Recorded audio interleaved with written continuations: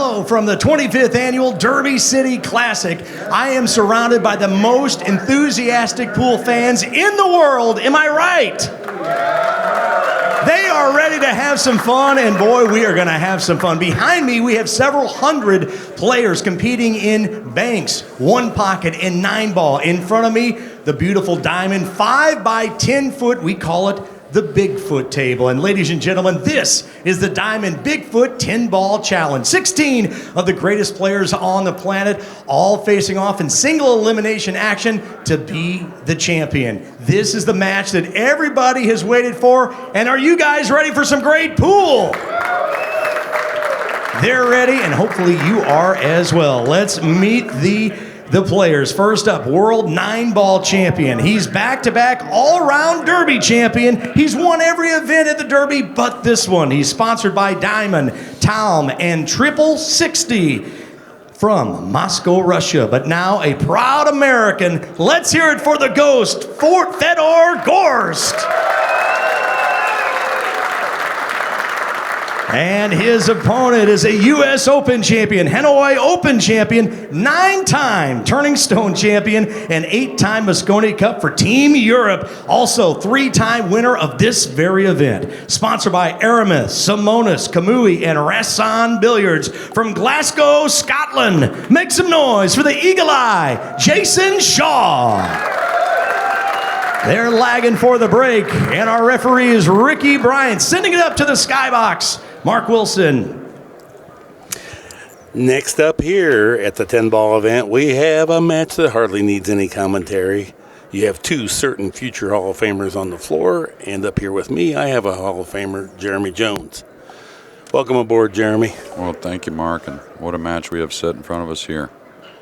3rd match of our Bigfoot tournament, and there's no myth when it comes to this 5 by 10 that's called a Bigfoot. It's definitely very demanding, and these are 2 players that have won this event before.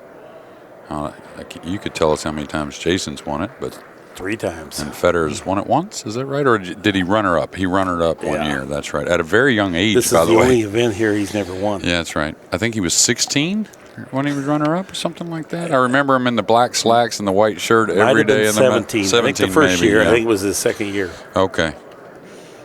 And then when he was 18, he won the world championship, but they moved to the casino, and he wasn't eligible to get in here because his age wouldn't allow him. He's won the lag. This is a race to 10. Okay, he'll find out quickly. His cue ball's got to be entirely behind. Eagle Eye. Firepower Supreme Gorst, a real tactical type player that has tremendous cue ball control. Grew up on a 5 by 10 in Moscow. Diamond 5 by 10. You've been to the pool room? Yeah, the Baza right there. And great room, great owner. Just everyone in there. All about pool. An interesting fact about the Baza I'll tell you in a moment.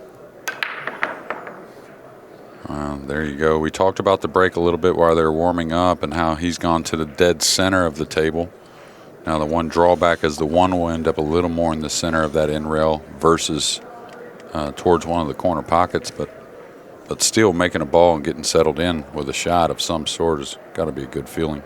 And you pointed out that if the 4 railers aren't on, it's better to go there and you start to make the balls in the side and back in the corners a little more often. And I think you take a little speed off the 4 railer as far as it not spreading off that second rail. I think you'll have a chance to make the 4 railer occasionally as well. But what I was going to say about the Baza and the owner, Vladimir, he really loves pool. He's done so many things. But when he opened that place, and I don't know if it's still the case, but I would bet it is, he's never charged pool time. You're talking about maybe 8 pyramid tables, 8 9-footers, 10-footer, snooker tables, 6x12s, billiard table, and just a beautiful establishment. And he just was trying to grow the game over there, and he's done an incredible job. Nice little touchy safety there. Moving both balls. You want to be extra careful when you're moving both balls. We're so used to just pocketing a ball and not being concerned with the object ball speed, but safety play requires that. And that was a part of Jayson Shaw's game that's really come to life in the last 7-8 years. He used to just smother you with offense, but now he's got the kicking and safety game down. Yeah, and once he started to get that with the touch he has and really kind of no fear, because that's the key to being able to kick well and play safes well. You know, you can't fear the shot so much. But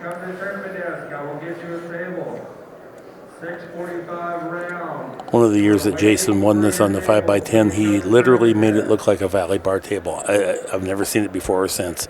He just rifled balls in from every angle and acted like, how would you ever miss this? It was the most comfortable, interesting play.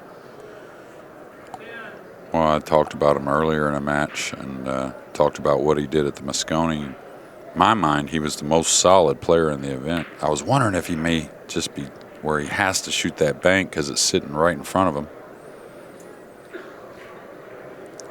But I think he's really turned into the veteran now, and the veteran that has all the shots. Yeah, I knew he was going to be the veteran when people say, you know, who shoots straighter, you or Filler? And he just immediately said, oh, Filler does. And I damn well know different. You know, that at least Shaw, but he's not there but for the ego thing anymore, is it? Right. Whatever, you can give it to Filler. Yeah, well, he's a hard worker at whatever he does, and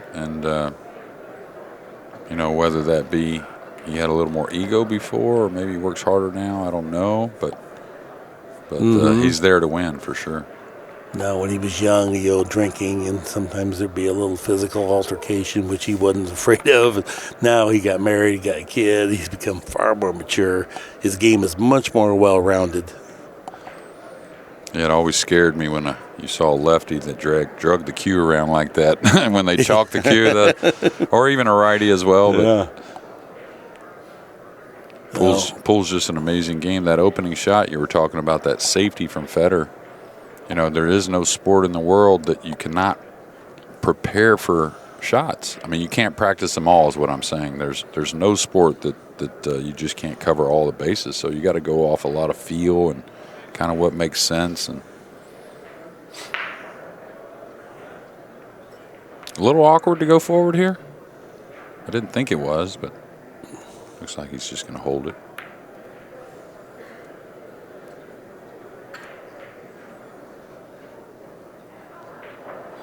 Now, I think our first match of the day was at like an average pace.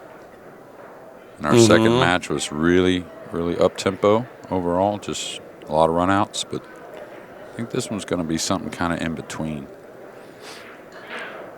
Yeah, our last match, I think there was a total of 7 breaking runouts. Yeah. In that, and then there was 3 racks that they got out from a dry break, so pretty fast-paced. Yeah, and this, you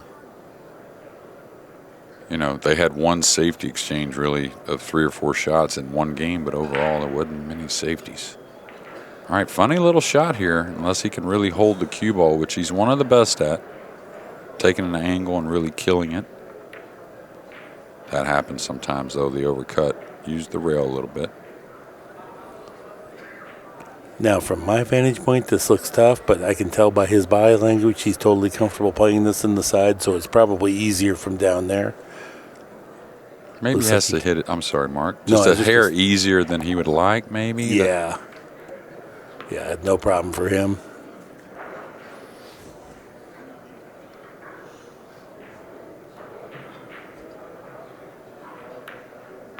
No, I forever marvel at his accuracy. I've just never seen anything like it in all my life. And Filler comes close, and maybe is equal. He's certainly not better.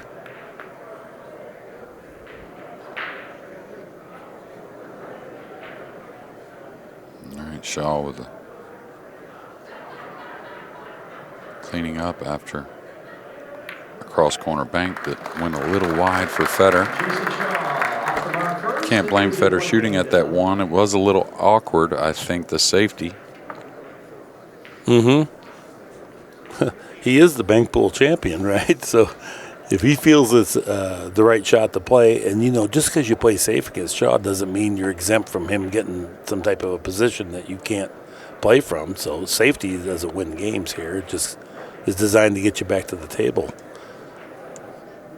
It's kind of a risk and reward. You think you're better than 50-50 to make the bank, and you think you can collect the rest of the balls from that 50-50 shot. It's all good. Yeah, and, you know, he's, I think, really maybe with a hair more time on this 10-footer and maybe just banking a few more balls, he's probably like 75% on that bank right there, just the way it laid. Mm-hmm. Right, it's sitting right in front of him. Didn't have to work the cue ball a whole lot. Sitting behind Fedor, I see Christina and Jayson Sword. Christina Takash. Yeah, happy birthday to Christina. I saw it was her birthday today. Not sure how old, but it ain't very much. That's No. for sure. No, she's young for sure. I'm sure. I wonder what she's playing in here. I would guess the 9-ball for sure. Thought she might play the Banks. I mean, Banks kind of goes with 9-ball a little bit. Normally great 9-ball players, once they start playing it, become great bank players as well. All about aiming and stroke, really. Oh, man, he's got to like the way that looked. You saw him a little more center-ish as well. Let's get a shot. He's a little bit elevated. 5-ball. I don't know. I think he's going to shoot it, but he definitely shoots it if he's not jacked up over the 9, the combination.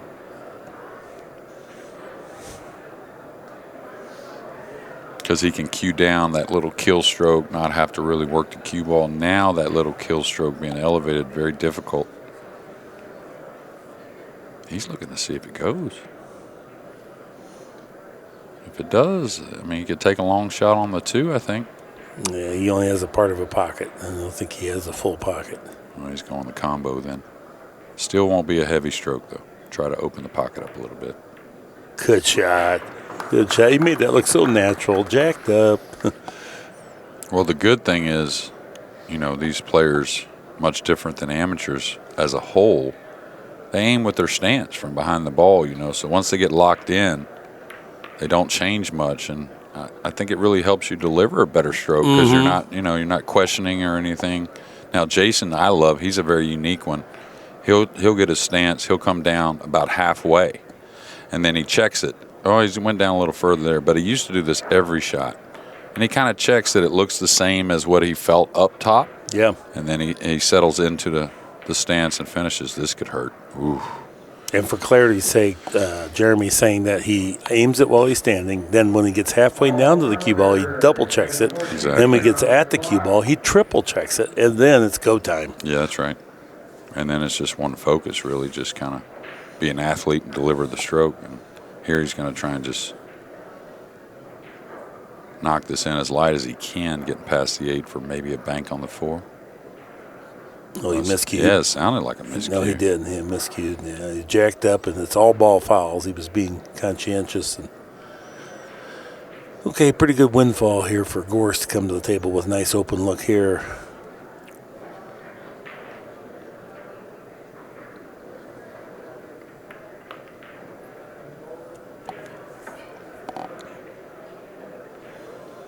I think the 10-footer, you know, it sets up for all styles, I think, but when you're really good at a few things, which Fedor's really good at position play, he's very good at the stun as well, and also very good at holding the ball. You know how we talked about on the 10-foot, you have a little more space to kind of like cheat the angles and whatnot. Yeah. So he's real good at that stroke as well. One of the major quiet contributing factors to great position play is hitting the part of the pocket that you want to. And if you just cobble it into the pocket, your ball speed and direction are slightly off, so you're always 3 inches out of line. Gorst, he hits the exact part of the pocket, and so his speed is good, consequently, and his judgment's good on the angles. Nice shot there. Thumped it in there, but trickled the cue ball out here to get just about perfect. Yeah, for the right-hander. You know, he's got some banners up already, and I think the one he'll threaten is it Brumbach that has the most titles in the banks? Maybe. I suspect it'd have to be. I can't think well, of SVB's got a few, too, and so does Bustamante. And I think Alex only has one, or maybe he never won it, actually. I'll have to look up at the ceiling here in a minute when we get a better view. But I think he has a chance to be the all-time when it comes to the bank side of things. 9-ball, 1 pocket, I think a little harder to predict, maybe. But and not taking anything away from the other players, but I think he still has a lot of room to improve in the banks, and I think he would tell you the same. Beautiful. Beautiful position.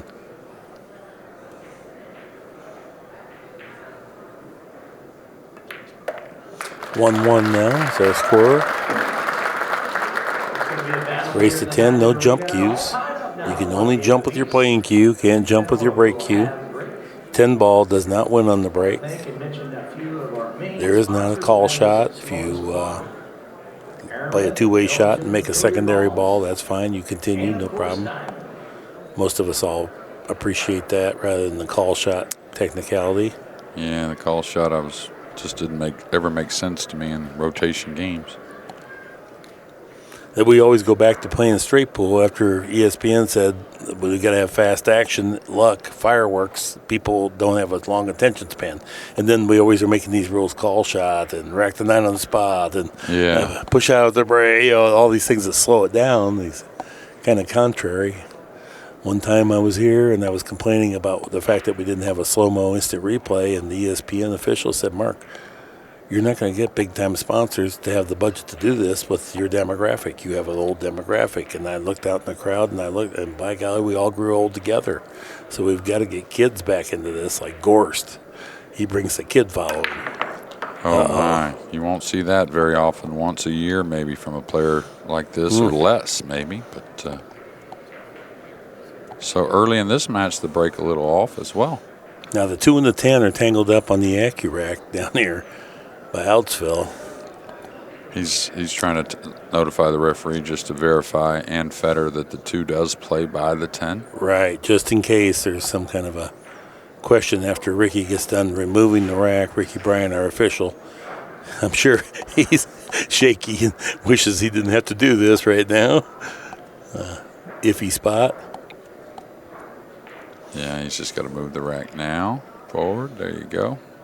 Now, one thing you'll notice where the 1's at again. Now, I think if both players continue to break from the center-ish, they'll get enough speed on it to where maybe the 1 comes up some, but we may see some safety battles early in these racks, because if you break them from the center and you're hitting them well, which these guys normally do, the 1's going to be a little more towards the middle-ish of that top rail versus in front of the corner. Now, if you can hit him like Shane, he gets enough connection to where the 1 gets enough speed to bounce off the end rail and come up for a shot a lot of times. So. But, of course, that's SVB. Look, outside pocket. What is he doing here? Whew. Yeah, he decided, well, if I'm going to shoot it, let me go ahead and get good on it. Well, let me say this. No matter how good you are, if you hit an inch before the side pocket, it's out of your control. Yeah, probably going, especially coming backwards with the cue ball normally, yeah. But it did help as far as getting on the 4, I think. If you lay the right up, angle. Yeah, if you lay up on the 2, you're going to be gambling getting on the 3 to get to the 4. So true story. So I guess he felt it was worth it. He didn't mean to rub that, but he did. Little Efren Reyes rub of the 4 there into perfection. It's just like on the lag. If you lag back to the back rail within 2 or 3 inches, nobody's better than that. Yeah. You can discern, 2 diamonds away, but there's imperfections in the cloth. There's chalk on the cue ball. There's chalk in the weave of the cloth. You can't tell. You can only tell, the last couple feet.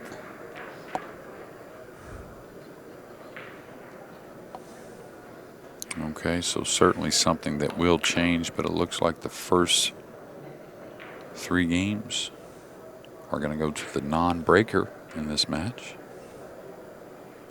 Again, that probably won't remain like that, but we'll see. All right, just 1 rail here. He could use 2. A little preference. I like 1 myself.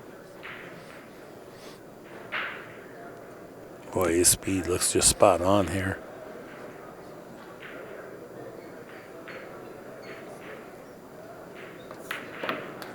Well, they just get out. They get their first kill shot in there, and they just run the rack. Up tempo, 10 ball here, 2-1 Shaw. And Shaw will have the break.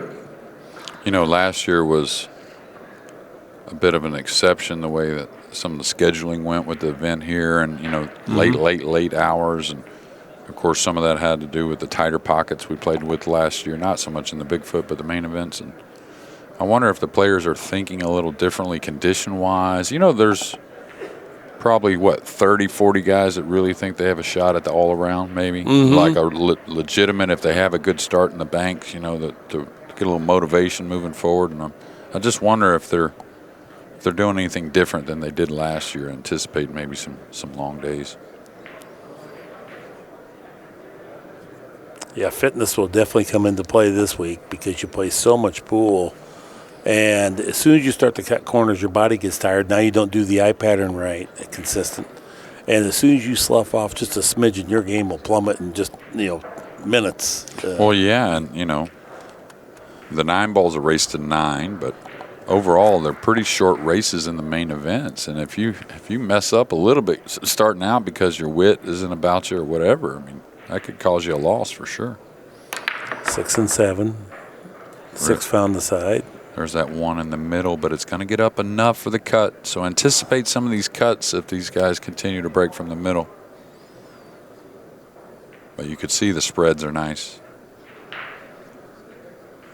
Go right at the 2 here, Mark? Yeah, I think he can probably even slow the pace down just enough to get it about back where he's at now. I don't think he has to hit it harder than that. Most of these guys like to use just a little more pace on there, but you're not assured of getting a position on the 2-ball if you do. Yeah, he'd like to go up and down the table, but I think it's going to spread and get funny thin on the 2. I really like going at the 2 right here, just a high ball with a hair left English. I think you can be pretty confident with the make on the 1. You got a lot of area. Yeah.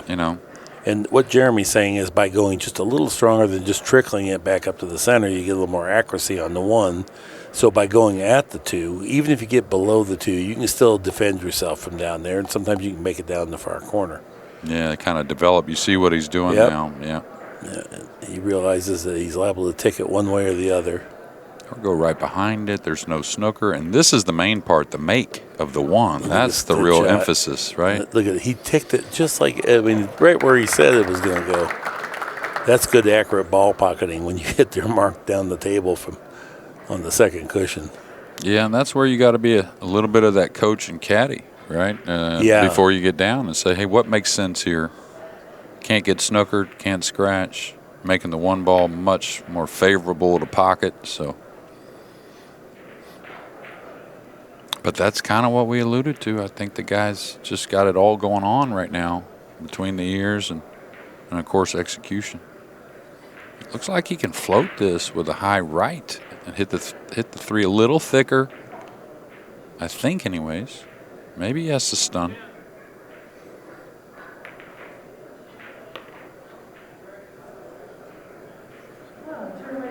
Not too bad. No, I'm wondering if he looks like he can go to the side rail and get to the short pocket on the 5. May end up playing short side, but I think this may spread and bump the 5, but I think he can get to the short side. Or the short pocket, let's say. No, he went ahead and stayed there. How's his speed? Oh, great. Oh, boy. So you just draw this out 2 rails for the side? I do, because I like to be close to the Yeah, well, I mean, low right, I think it makes sense. You can go straight up if you want, like that. Play for the corner. Uh-oh, don't get tangled up there. That's the only place you could go bad. Look at he got in the absolute worst possible place. Hit the 5 awful thick to the pocket, though, right? Yeah. Wasn't the cleanest strike on the 5. I'm really shocked he didn't draw that ball. And then you're always never going to get trapped on the 7 like this. No, and you commit to the hit on the 5 a little better as well, you do, I think. So. Yeah. Well, he's going to have to make a big-time shot here. And always when you're close like this, they cling a little bit. You have to cut this thinner than you might think. A little fat. No, perfect. Well, the resolve to hit it just smoothly on that type of shot. Normally you want to put a little more. Causes a miss, maybe a miss hit a cue ball. Now you can come twice to the center or you can come back where he's standing now. Kind of like twice to the center myself. But. Good call. Double J. Yeah, it's a must shot these days with the Simonis cloth and, the good conditions. It really releases nicely.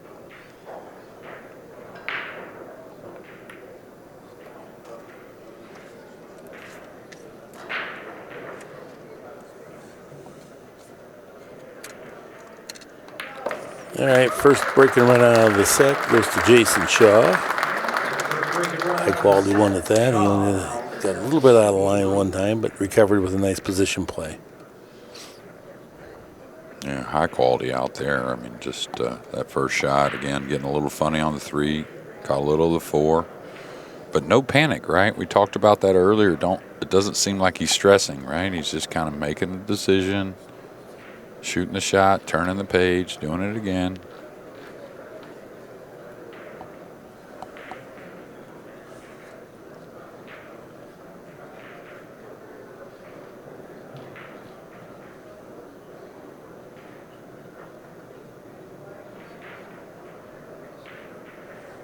Who you think's going to win the events this year? Like, if you didn't have to pick one of the dead favorites, if there's somebody like an odd one out there, not odd, but hair of an underdog maybe. Boy, that's a tough call there for me. Yeah, I think Skylar's going to be in the, which he ain't a hair of an underdog, but he doesn't have tons of banners up there. He's got one for the 9-ball, right? I think he's going to be involved in all 3 events. I kind of feel like Roberto Gomez is going to be really in there in the one pocket. Put in a lot of time, a lot of results. Kind of like him to make a deep run of somebody you might not suspect. Yeah, Gomez, we'll see him tomorrow on this table. And he won this once, this whole event. All right, looks pretty natural and comfortable to get him up right behind the 5. Looks like it to me anyways, just coming one rail. One will be out in space a little bit. I think it's so good, I disregard the 1 a little. It's going to be near the 6, somewhere around, a little past it. Oh, he went in and played the 1 more, which is surprising to me. I thought that was really routine to get behind the 5. But he's done pretty well. Yeah, this is not an easy shot. And, if you 2-rail kick this like he's pointing at right now, on new cloth, that can slip, and you can look real bad on this shot. You can miss this by quite a margin, especially if it was, say this, you had to kick at the 7-ball, 2 cushions like this. You can miss it by a foot, even if you're a pro player. It's that sensitive. It could stick, though, on the slick. That's the good thing. Even at that speed, he can kind of hold the ball a little. He caught it a hair thin, but...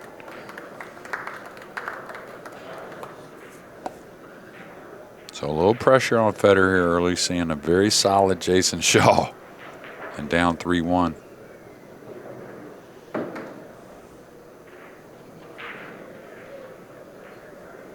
Flatten out and come across here, Mark. I mean, he's got a little option to dig on the cue ball.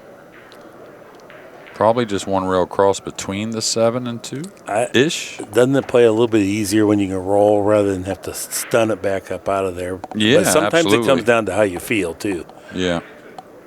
But I would think roll. Yeah, and we're not talking about totally babying it, just a high ball. Doesn't look like it requires any side spin. Right, and then, it picks up a little side spin from the cut, so it checks it up so it comes straight across for you. Yeah, and if it bumped the 7, it wouldn't be the worst. He's got plenty of options on the 2. Looks like that's what he's doing. Pure. Yeah, and he added that speed knowing that collision was possible. And Federer, I said it looks like that's what he's doing, because sometimes when he draws the ball, he doesn't have the tip on the bottom. He has it somewhere around the center on the vertical axis and then drops it on the last swing. It's kind of like the old school players used to do a little more. I used to see when I was younger. Not by design, just because they didn't have better judgment, nobody to teach them, so they just ended up there. But well, I talked to Federer about that. He said it was something he started doing when he was younger, and he didn't even realize it. And he kind of wishes maybe he didn't do it, because he can understand, changing the tip on the fastest part of the swing is maybe not the best suggestion, but he's never really, doesn't seem to bother him. So. No.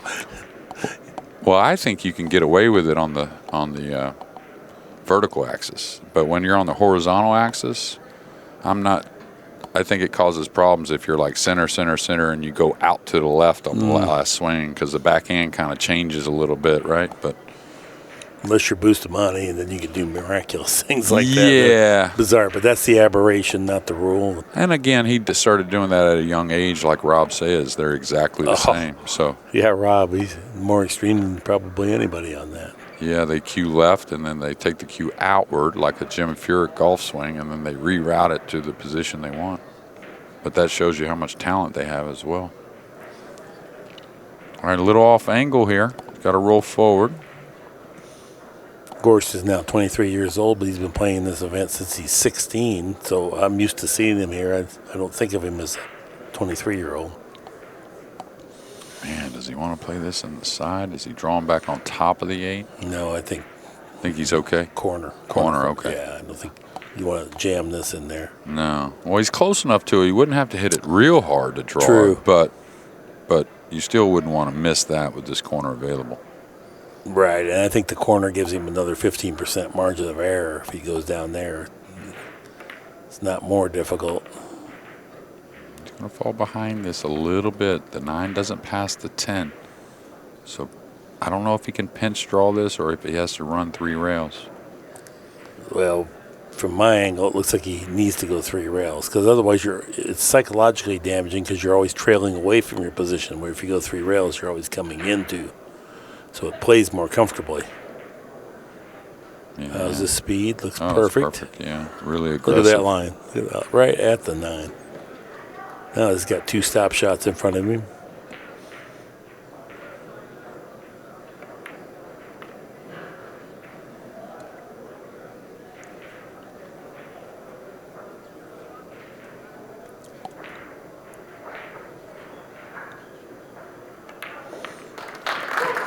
High quality pool on display. Yeah, 3-2 after 5 games.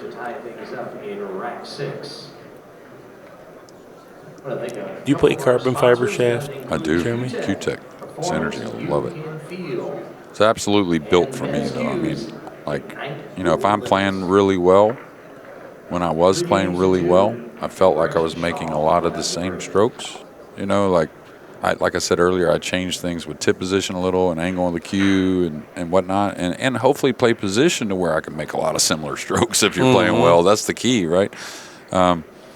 So it's really, in my opinion, I can speak for the Q-Tech one. It's built for your best stroke. It really is, and if you can just discipline yourself to stick to that, you get so much out of it. It's hard not to play with, really. You wear a glove? I do, yeah. Which I used to be the powder freak. Me and Bustamante, kept Johnson & Johnson in business, I think. But I love it. I love powder. Yeah. But I changed to the glove a little before I changed off the wood. Oh, 1 from each. What's the chances of seeing that in the same match, Mark? Yeah, here's a couple. Look at this wide open layout now. 2 balls down, ball in hand for Gorst. Tremendous chance to tie up the match here. Now, did it seem like he didn't stay down and take as many pre-strokes as he normally does? That's what it seemed like to me. And he hit downward on the cue ball and got the cue ball bouncing to the 1 ball, and then the 1 ball gave it additional lift. And when you hit him that hard, it hops one side or the other. Yeah, very odd, really, to see both players do that.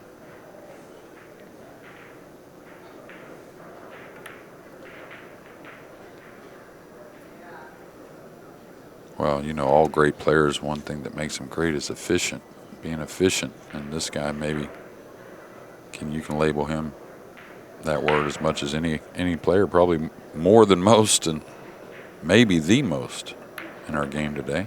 Him and Albin, like you were talking about, right? Yep. When he was announced as part of the U.S. team, I was delighted. I mean, I couldn't believe it. I couldn't believe it. Like, holy cow, we got Babe Ruth back, and Shane Van Bonen. This is looking good. All right, don't let this one get away from you. This is where you try to not use much right. That way it doesn't get away. So he killed it nicely.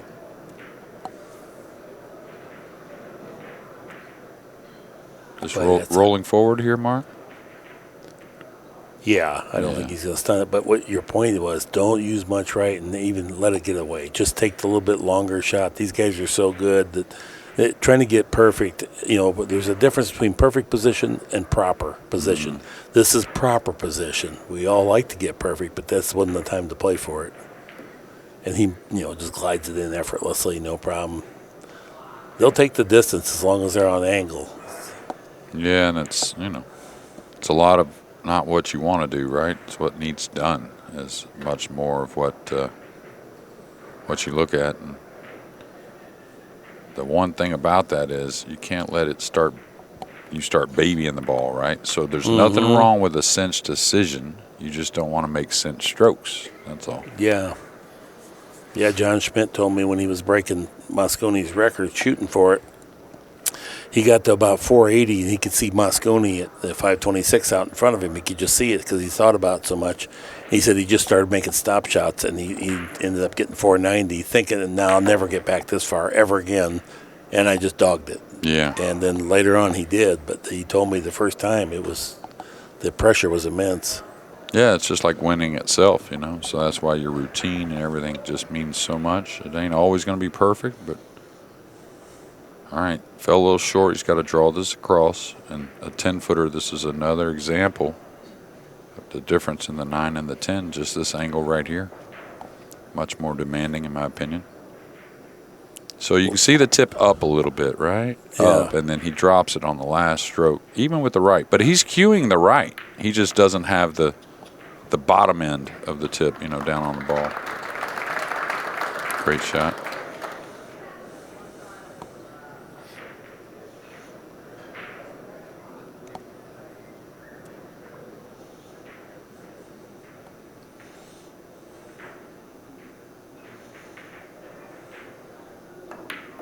Beautiful.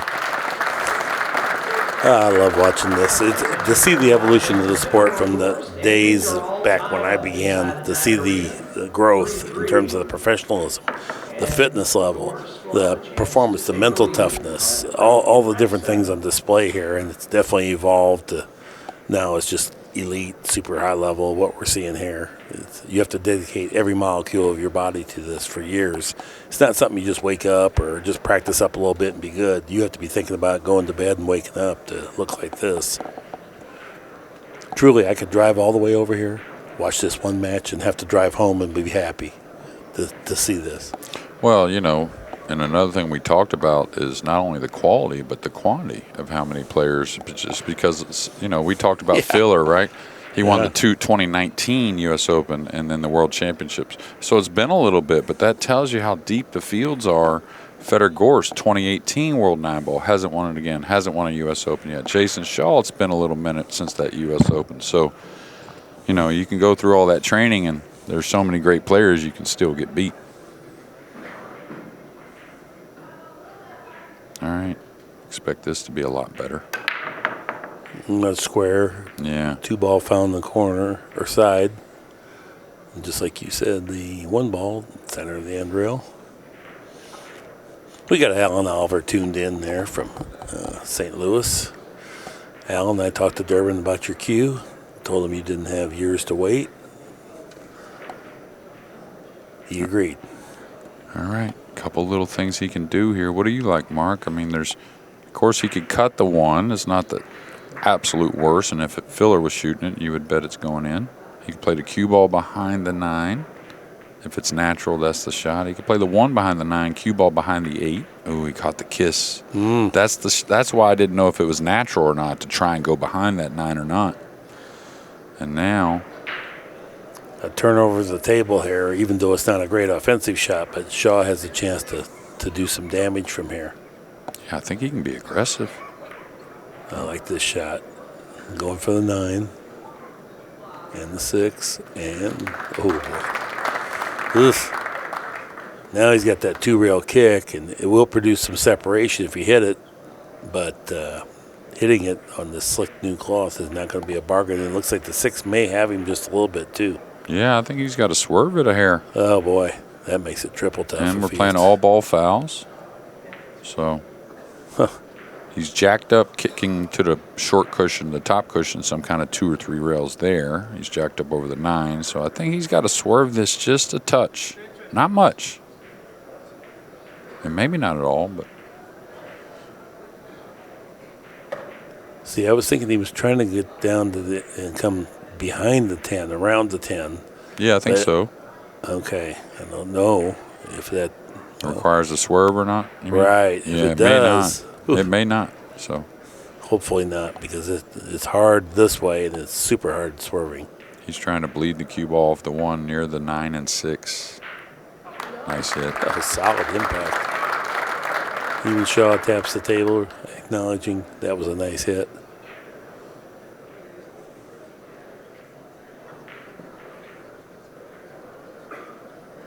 Probably just levels out here for the corner. I think he can avoid the scratch. Maybe not. Is cuttable on the side as well.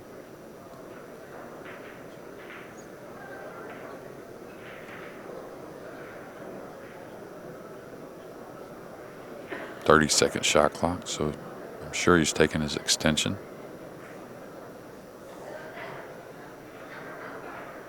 Didn't have to.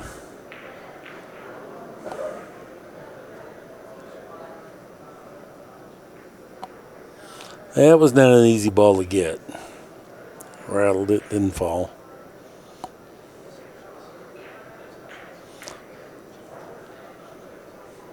It's kind of encouraging to see these guys miss one. No, I'm just saying, I don't feel quite as bad. We're taking our game to the tables next year, getting out of the booth, me and Mark. A little encouraged over here to play. Maybe not. This stimulates the air when you watch this. All right, going around the 8 probably. Nice shot. Yeah, I'm wondering about the 6. I kind of feel like the 6 doesn't go. Maybe it's, that's a great camera view there. Maybe he's got the top part of the pocket. Could play off the 5, some 2 cushions to come into it. Could get on the 4 to where he may rub the 6, 9, something like that while playing position on the 5. So here he's drawing, even though the tip's in the center. Just a little draw. So it looks like to me he's going to play from underneath the 5 and come 2 rails to the back of the 6, 9, trying to produce it. Right.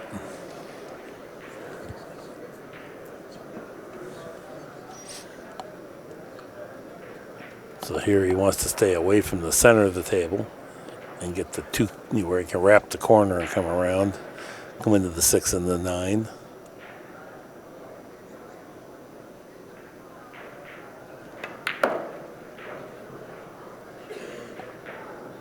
Maybe cueing a little awkward.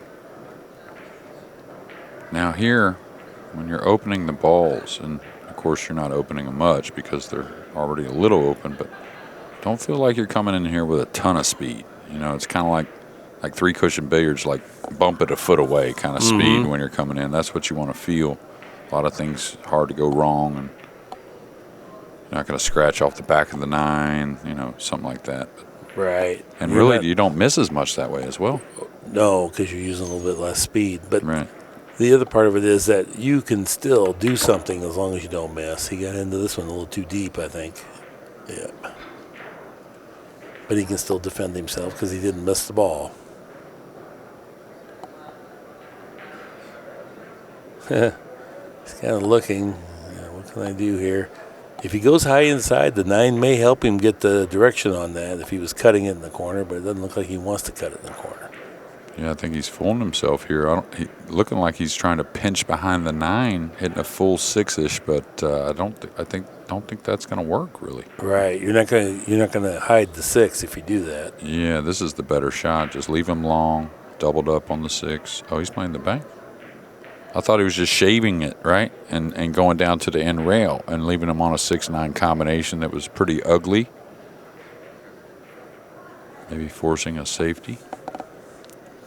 That was a missed shot, but that was an off-angle odd bank, and to hit it even that good, you got to be a super talent. Going behind the 9 here.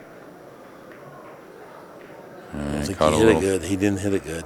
Yeah, he let up a little bit, so it caught a little drag on the 6, and yeah, almost left a really easy shot. He didn't look like he liked that shot to begin with. He didn't even like his idea. He just did it. Well, I think the last 2 shots, the shot clock got to both players. They used their extension. They thought about it. Gorst ended up playing the bank, and I think Jayson saw the shot clock dwindling as well. But Jayson has his extension. Oh, he does? I thought he took it when he kicked 2 rails at that 1. He didn't exhaust he didn't? it. Oh, okay. Yeah, he just barely got in under the wire, but it was still a little bit hasty. Yeah, I agree. All right, FEDOR GORST trying to get his first lead.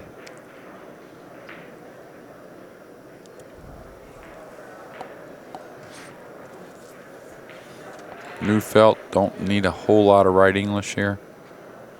You'll see he's just barely off center. We have a great viewpoint, vantage point.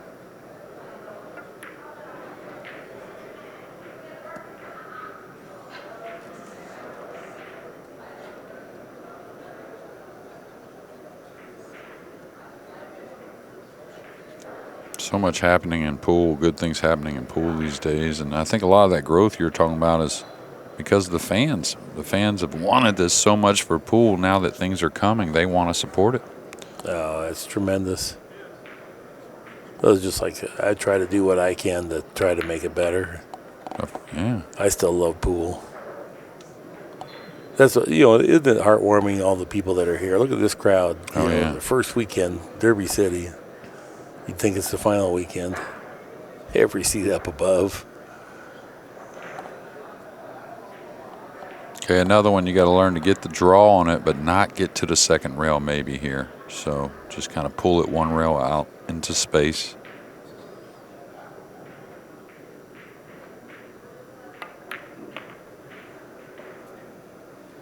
Hit a little thin to the pocket. That's why he got on the rail.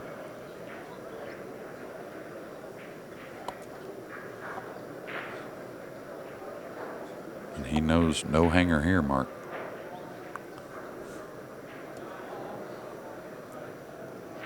I love his approach, though.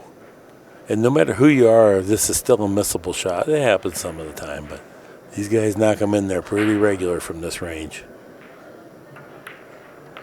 Yeah, very committed stroke through the ball. Good timing on it. Didn't jerk, didn't flinch. Lead the match. 4 games to 3. Heading into rack 8. I always tell people when I'm working with them, miss it like you mean it. Don't miss it like you're afraid of it. Right. Get through it and then take your lumps because all these balls are possible to miss. Yeah, and half of what he's saying there is just doing it. And as you do that a little while, you start to realize, oh, it is correct. It is okay. It does feel better. All those things. So here's our rack track. Shaw got 3 out of the first 4, now 3 in a row for FEDOR GORST. It's our National Billiard Academy rack track as well. Hey, Kathy Kroom, glad you're tuned in. Welcome aboard. She loves pool. Buffalo, New York.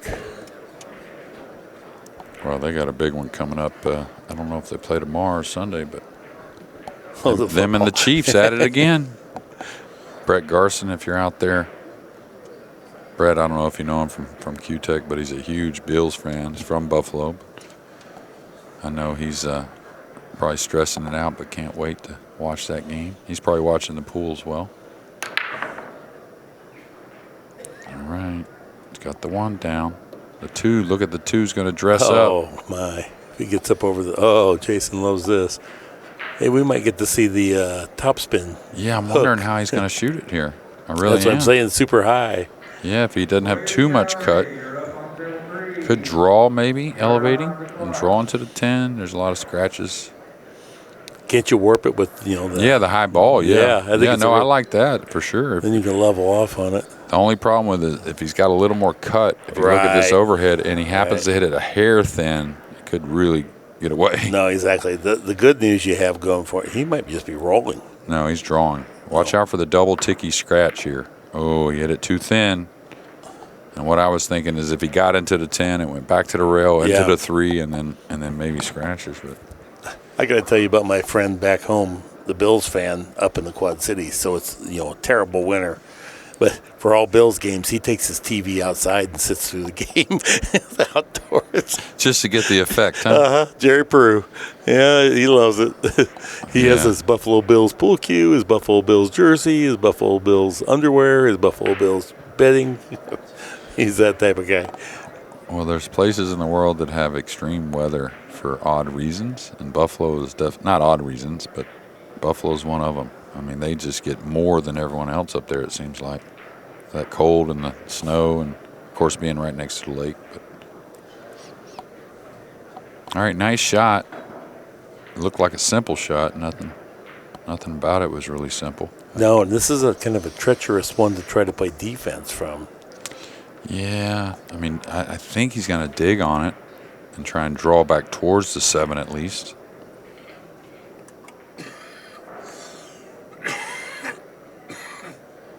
That was a pretty nice decision there. Yeah, and that was all about the 4 not being able to go by the 9. So he feels like if he leaves him something a little off, probably Fedor plays safe instead of attacking.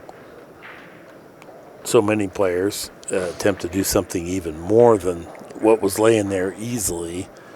And Shaw, good judgment there. Don't try to do something that's not there and then end up selling out. Just take the easiest thing and then we'll try to work with this next shot. Man, this is awkward here, Mark. I really don't know what the shot is.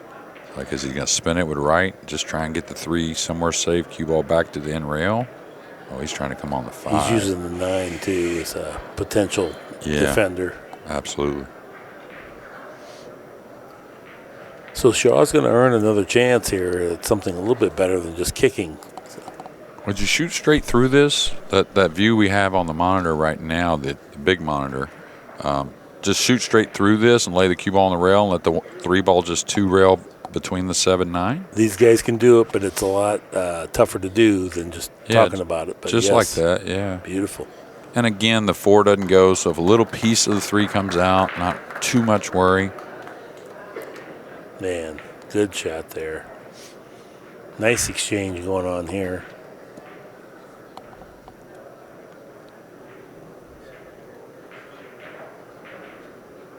All kinds of ways. I mean, there's pros and cons to each kick shot here off both of the different long rails.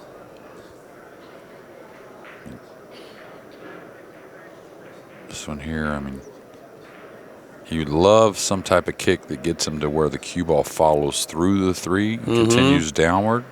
Anytime the ball's out in the middle and you're not going to be able to draw it really, you'd want the cue ball to continue the way it's going originally and try and find a rail, hopefully, but he's going to hit downward. So he's taking a shot at making it.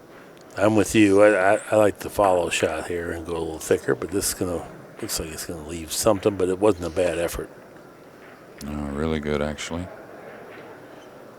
Now he's got to knock this in, play short side on the 4. I don't know if it passes the 5, but it certainly goes in the other corner near the 10.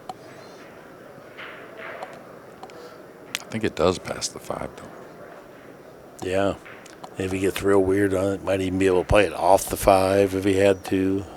Now he's looking at that other corner I was talking about, and that only is the shot on the 3 agrees to fall a little more underneath the 4, and he's not forcing it. So I think that's the play he's going to go with.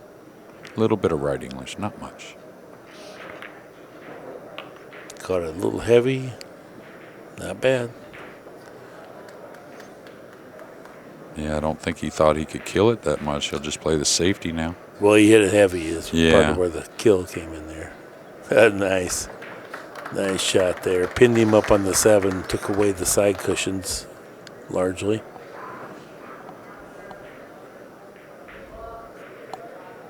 Yeah, this is difficult. The good thing is sit near the spot. So if he can kick this one rail and not blast it, of course, keep accuracy. Cue ball will continue downward, and he's got action. I mean, could get a little safe here. Oh, this jacked up and the 1 rail. That's brutal. Yeah, but it wants to spread like you always say. Yeah, but it's a little more head on though, so it won't spread so much. And kind of like the banking, he is really good at figuring out the natural angle. That's what I mean. When the ball's near the spot, you have a lot of ways for the ball to come away, somewhat safe. Super effort there to make a solid impact on that 4 ball. This is touchy as well. How'd he do? I don't know. It's close. Looks like he got him. Here on the overhead. So you have to curve that, I guess. Doesn't it look like it here? Yeah, that's what he was addressing was a curve. Ugh. Everything's bad here. Well, the curve, you don't get much speed. The kick across, you don't get much speed because you're jacked up on the 10. Right. So he's going to try and come and again continue the cue ball forward. Oh, never mind. He's hitting it hard because he's got to bend it.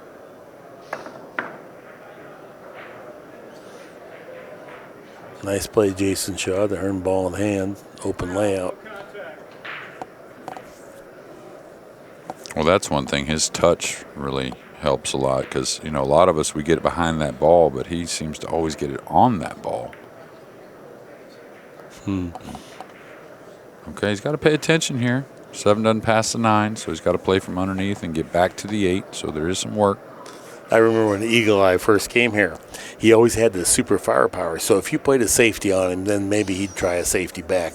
If you play a second one, he's going. That's over with. He'll just give you this game. If you beat him, he'll just overpower you the rest of them. But now he's found out playing these elite guys, you can't do that anymore. You're going to have more than your fastball.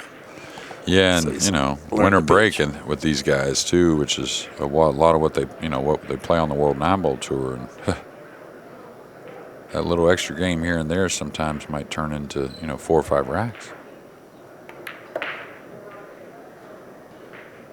Love a couple more inches out of it.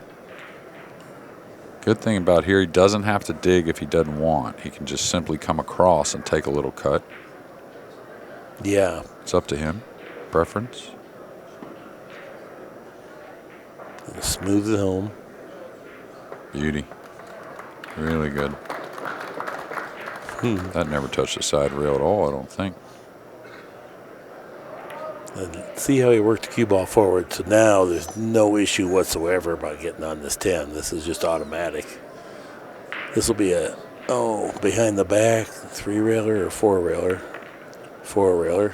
Oh. Well, I will say I did see him shoot one shot right-handed when he was practicing. It didn't look too convincing. So I'm glad he went behind the back there, yeah. All right, 10 balls down. We're tied up 4-4. Some great safety play there. And Jayson Shaw now ties things back up. After 8 racks, we're at 4 games apiece. There's Debbie and Gary Melton down here in the crowd. All right, all the way from Poplar Bluff, Missouri. Welcome aboard. Poplar Bluff. What a beautiful town, Poplar Bluff. Right on the Mississippi, isn't it? Yeah. Gary is a legitimate badass Vietnam chopper pilot in combat. I've met him before, actually, a few times. He must have beat you. I don't think Not we ever. that bad? Oh, no, he probably beat you. You might wouldn't have. remember him if you would have beat him. You wouldn't even remember him. So. Man, you would. Well, I mean, back in the day, you play so many people. Yeah. We never went to the pool room to beat one guy. We always went there to, stay there 20, 25 hours and beat 4 or 5 guys. That was the goal. People think that's hard to believe. I mean, I can see how it's hard to believe, but, I mean, that was really the story in Houston for the most part. Okay, 6 ball in the side pocket. 1 ball's trimming up for a nice shot. Open layout here. Well, what he's kind of feeling like, right, from breaking from the center, is if he hits him dead flush, that's fine. But he's hitting him hard enough, even if he hits off a little bit, like right there, he's flying the cue ball past the sides. Yeah. So, kind of like Tyler Steyer and Shane do a lot. They don't always hit the one exactly flush, but they so much energy into it that they usually fly the cue ball past those side pockets. Even on the 10-footer, how impressive is that? So Tyler Steyer, another guy. Here's a guy that worked so hard on this 10-ball break. I couldn't believe it when I saw him play. It's like, man, this is world-class break, not just a pretty good break. Yeah, top 5 in the world, in my opinion. And he can do different ones too. I mean, he's got different speeds, different angles, different thoughts about it. Well, that's weird. Some house lights just came up. I don't know what happened here. Yeah. Huh. How bizarre. Yeah, because I played last night, and when the house lights were on, it was casting some pretty big shadows over the 9-footers. Yeah. I didn't see the 10-footer, of course. Well, here you can see there is more shadow now. Yeah, there'll be quite a bit. It'll almost be.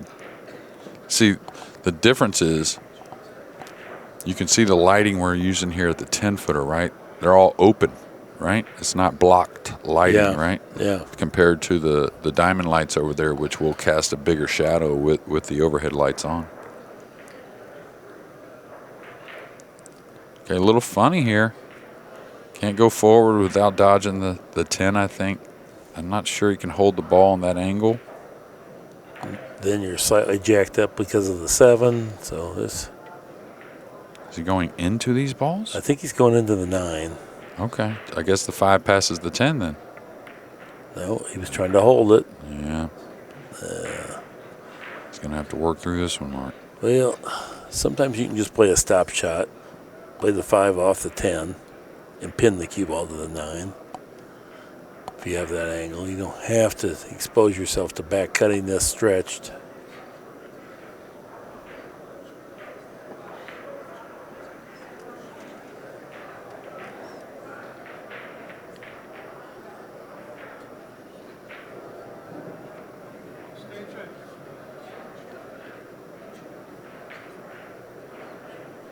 Okay, he's going to stretch and back cut.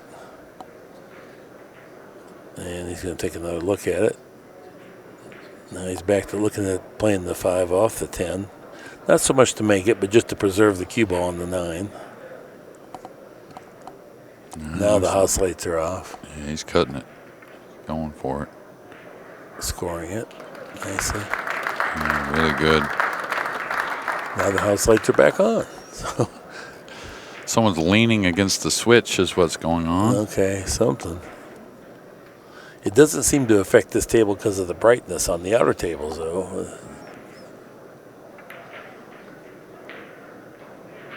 Okay, needs that to get up just a bit, and it did.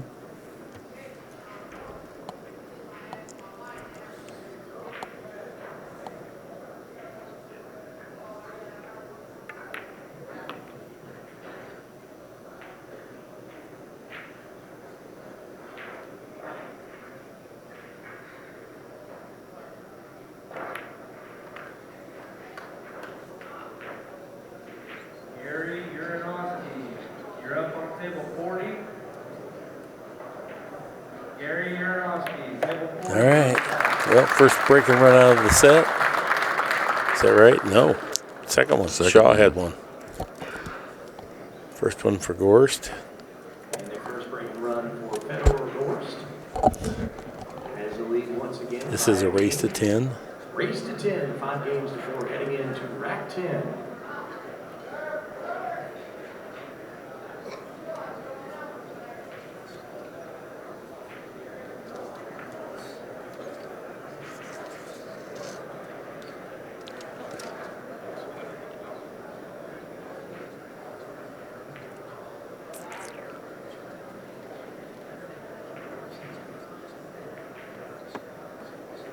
Is the pool scene still pretty vibrant in Houston?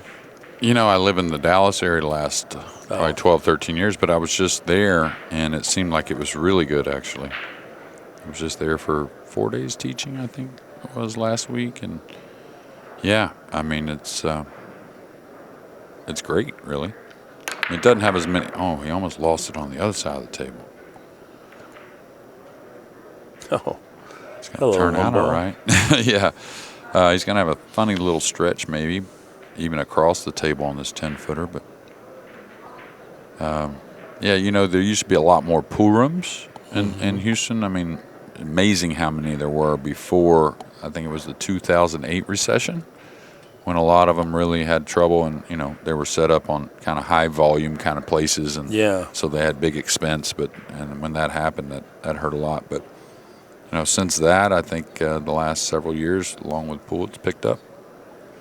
Well, and there's still probably 30 or 40 pool rooms, but there used to be like 60 or 70 in that area. When I lived there, it was that many. Yeah. Yeah, it was unreal. Yeah, and not talking bars. I'm talking about, you know, really pool rooms. So he needs more. He needs a little more. Didn't get it. Well, like you said, he didn't get himself in.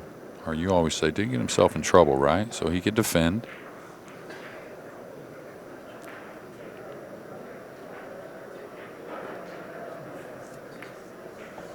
Talk about mentally, though, playing safe when it comes to playing FEDOR GORST. How much easier on the mind is it knowing he doesn't have the jump cue?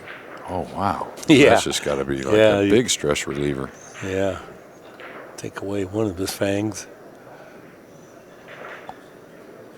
And again, look, he cut him off to where maybe the top side isn't so available.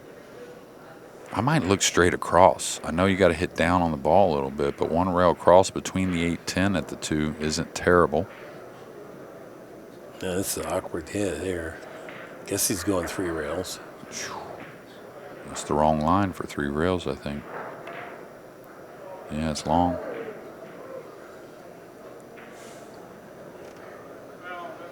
Pretty disappointed. It's, you know, the ball's 2 1/4 inches, but you have 2 inches either side of that you can hit, every bit of that. So makes it about a 6 1/4 inch target.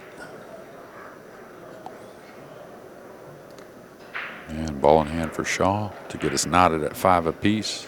Right where we wanted to be, right, Mark? Mm-hmm. Heading into the last part of this match, or the second half, rather. Yeah, we're not in any hurry for this one to end. Now he got a little awkward here. May have to go short side because he doesn't want a thin 5 ball. Okay, he could come across. I thought it was a little straighter. Just kill the ball here. Stay underneath the 6.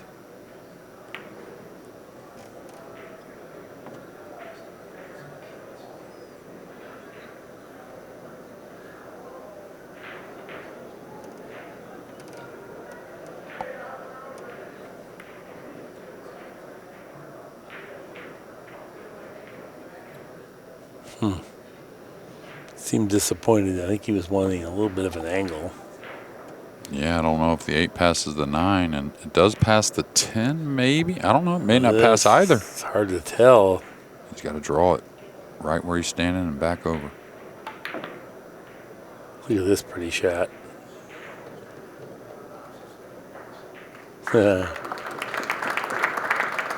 Appreciative audience recognizing a great draw stroke.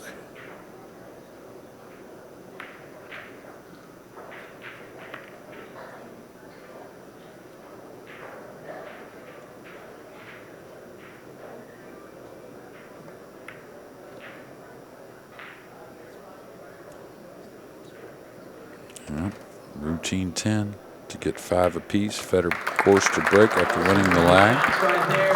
We're always missing players right at this event or any event, but one I want to give a shout out to and would certainly be here otherwise is Mika Immonen. Let him know we're all thinking about him and pulling for him. Yeah, definitely pulling for him, and he'll be back at this Derby City Classic. Got a player timeout. All right. Cut this race to 10.5, and that's where we're at. Both players right at the 900 mark TPA-wise. Yeah, been about 3 lead changes, excuse me. All right, Gorst breaking here, 5-5.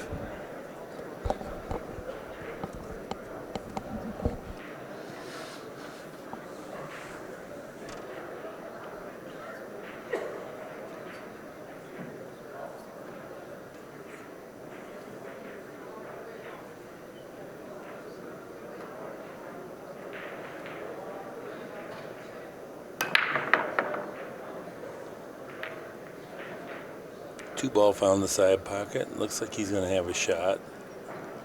And thin, but he's got a nice 9 ball there to slow the cue ball down. So I think he does manufacture something as a right-hander here, being able to reach to 1. Could bank it. I mean, the bank is there. Just a stun forward. Yeah, I doubt he plays the bank, but but it's not sitting bad. I mean, really, you want to play the cut, of course, but now he's sizing it up, what it feels like going into the 9.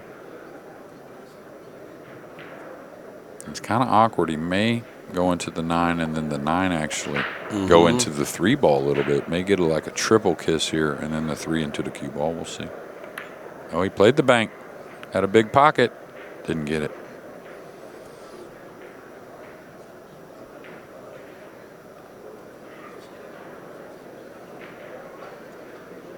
Boy, it's tough to get back down here from this shot. Yeah. One's out of the pocket where you can't really cheat the pocket much to get speed on the cue ball. I think you just got to kind of smooth it around and kind of float into position here. I think if you force it, you really make it a missable ball. And not only that, but you get that arc on the cue ball, too. Yeah, exactly. It takes away the velocity of the mass. Yeah, he's just got to kind of like medium it around. Excuse me. Wow, what a shot that was. He played the arc. What a shot that was, though. Yeah, he wants it to stop right on 9. He's funny. He got more out of it than even he thought he was going to get, I think, is what happened there. Absolutely, yeah. Eagle Eye hit one so pure. And pro pool players, they always say, "Oh, I hit it too good." Yeah, hit it so pure. Yeah, interesting the pace. We're approaching an hour and 20 minutes, and we're only at 5-5, which is still a decent pace, but in comparison to our last match, definitely different. It's a case where 2 cushions is better than 1. Not very often is that the case, but this is one of them. Wow. Oh, what a nice hit. That second cushion gives that margin of error on that ball. It's kind of like it helps the object ball go into the pocket. The one cushion, you have to hit it, just tack it spot on. And if you do hit it one cushion, the cue ball never releases from the end rail, so you're still trapped. Yeah, now what I love about that shot is he recognized hard to get fortunate. So why just blast it and lose accuracy? Go ahead and say, hey, I'm going to try and knock this in. I'm going to hit it at the speed that keeps me accurate. You know, it's like 8-ball, right? A lot of players, this has got to go. This has got to go. Just gets there. But a lot of players in 8-ball, and I see even top players, not top players, but really good players do this sometimes. I mean, you got to call your pocket, right? So why kick hard? Why just kick hard and lose accuracy? I mean, you can't. I mean, I guess you could double bank it maybe back in the pocket you intended, but for the most part, you got to knock that kick in. So you need to keep the speed that keeps you accurate doing so. He's going to end up drawing this, I think.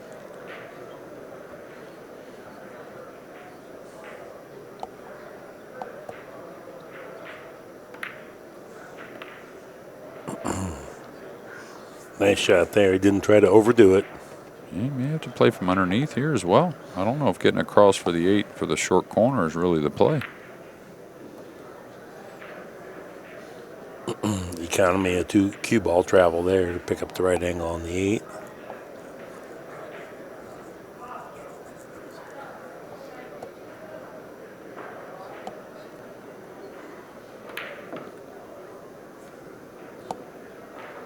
He's another one that really has never paused at the cue ball.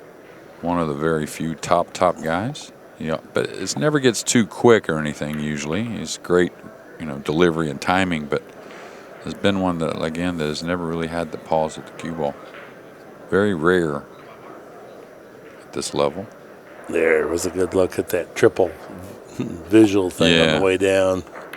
He used to do it every shot. I mean, absolutely every shot. And the Eagle Eye has reclaimed his lead. By one game. Eagle Eye to break as well. So could get a little 2-game lead with a good break.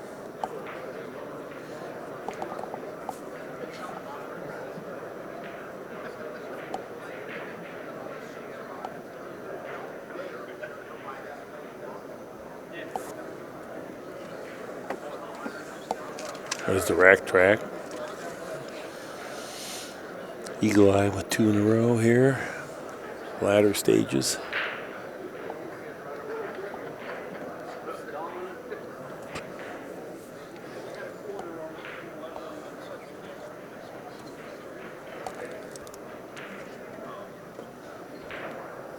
Shaw's already had 2 breaking runs in this set. Gorst has had 1.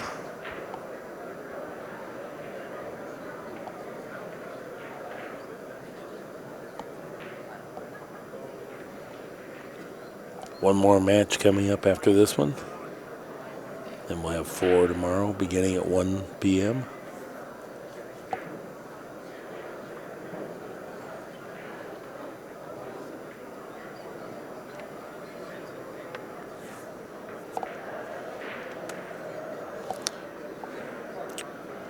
Right at 900 on our TPAs over here. Yeah, same amount of errors, a few more balls pocketed for Jayson. That's why you see his a bit higher.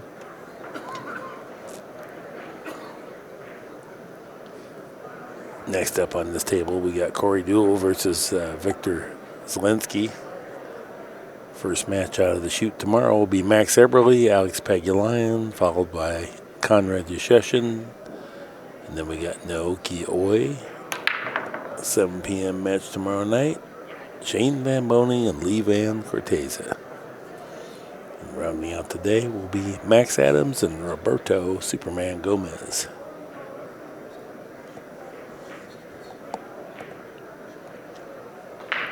What do you know about Max Adams? That's one player I didn't know very well. You know, a little bit, plays pretty well overall.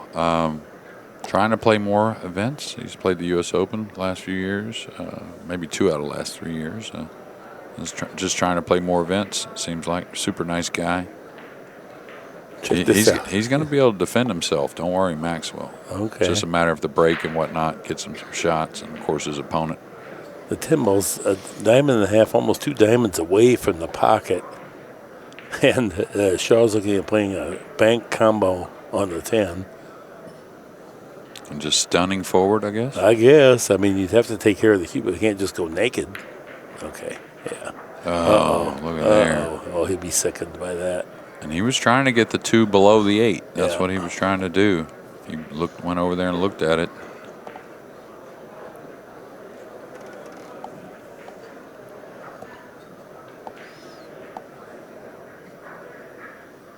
I personally thought he would have a little slower cue ball going forward.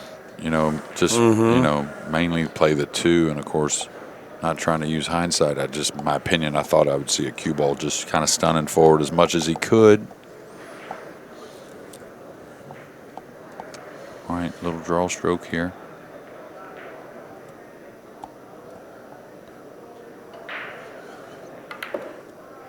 He's got to go. He got there, but not by Did much. he? Yeah, I think so. Wasn't happy with the stroke, though. The backswing was a little quick, and I wouldn't say decelerated, but didn't have the full acceleration that he had liked, as he wanted to get much more past the 5, I think, to be closer to the 3, and, of course, no threat of a snooker. So he's going to come all the way down here, near the head string, I think, anyways. Oh, that's got to go as well. He's just barely going to get there again, but I still don't think it was what he exactly wanted. You see his kind of a wry smile there. Yeah.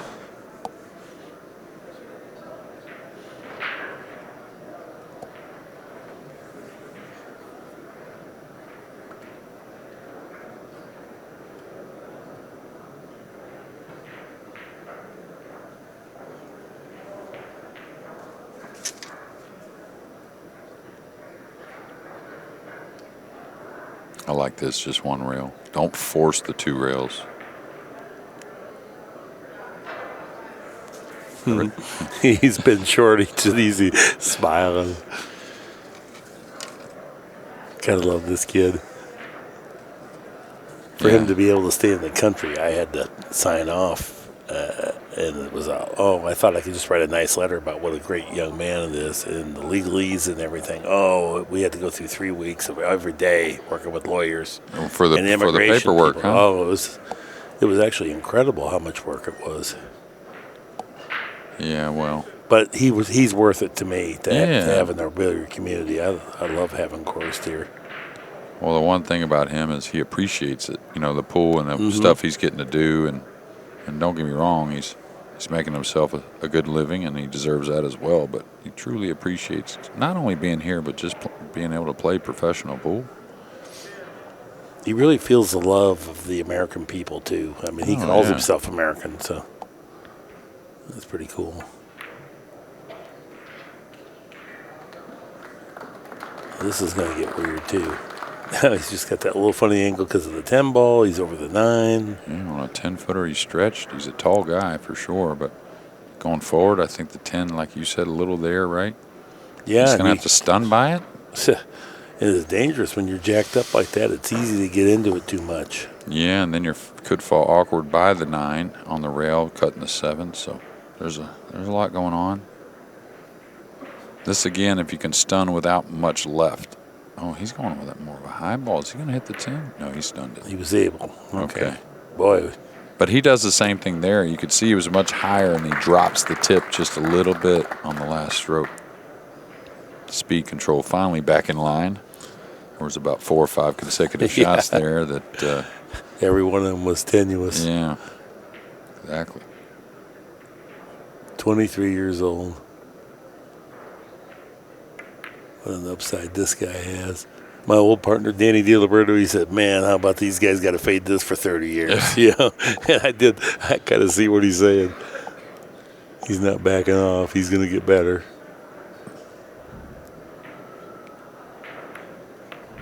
Okay, have to slow down a little. Should be fine. Should drop down somewhat straight in on the 10 and tie this match back at 6.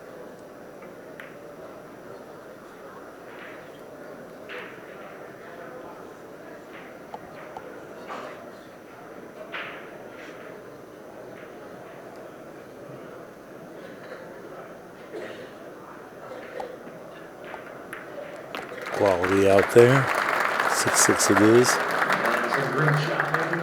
After an odd scratch, you would say, from Jayson. You won't see very often. A little unlucky, but did send it near there. And do like the thinking part of what he was trying to do there. That was pretty heady.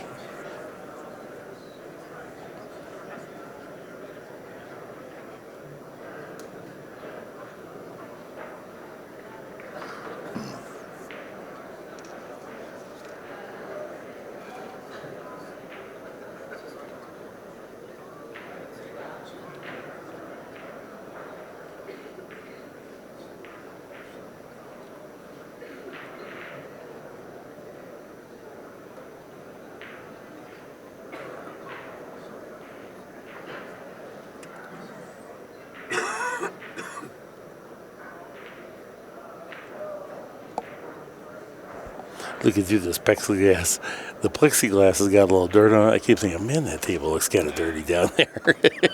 It's brand new cloth already. It's the debris on my plexiglass here.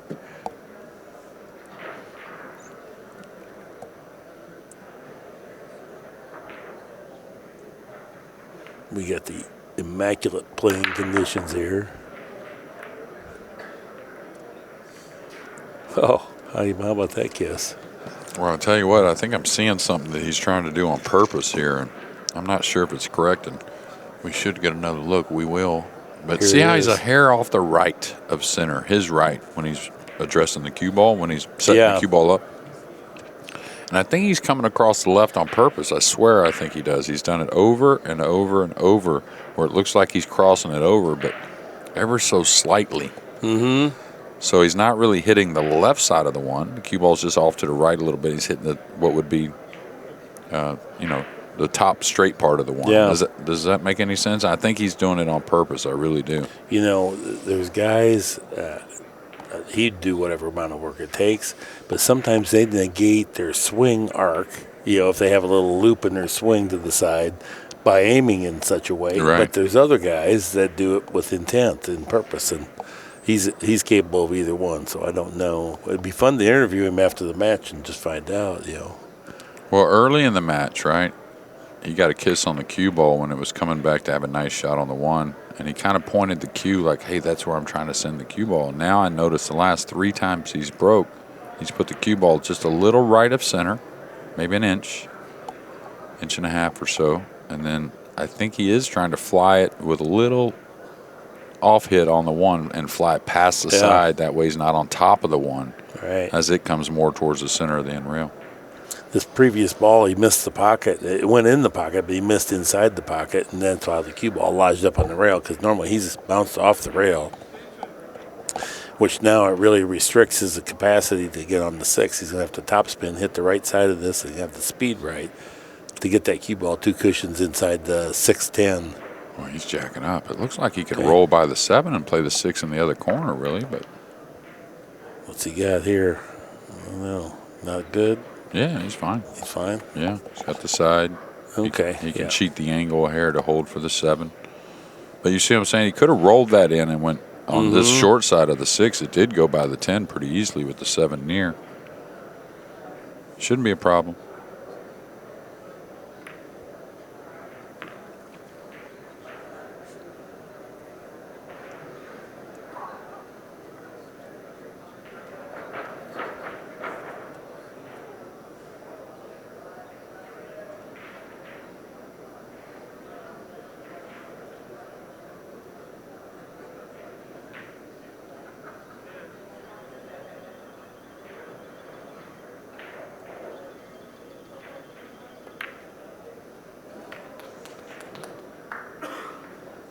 Just a tremendous match here. We're getting to witness Shaw 896, Gorst 913.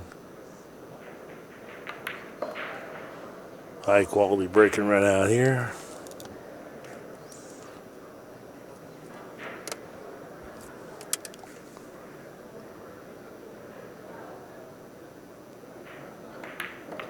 All right. That is a nice breaking run out there. FEDOR GORST has reclaimed the lead.